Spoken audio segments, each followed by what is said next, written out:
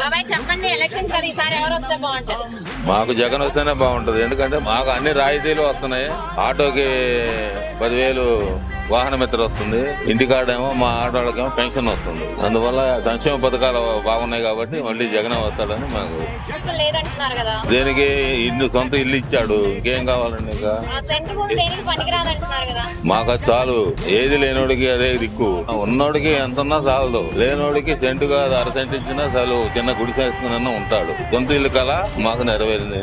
మా జన్మలో అవదనుకున్నాం, అయింది. అన్ని కులాలకి, అన్ని పార్టీల వాళ్ళకి. పార్టీలు అడగట్లేదు, అసలు ఏ పార్టీ అని అడగట్లేదు, ఏ కులం అని అడగట్లేదు. వాడు ఈ పథకం నీకు అందిందా లేదా అని అడుగుతున్నారు అంతే.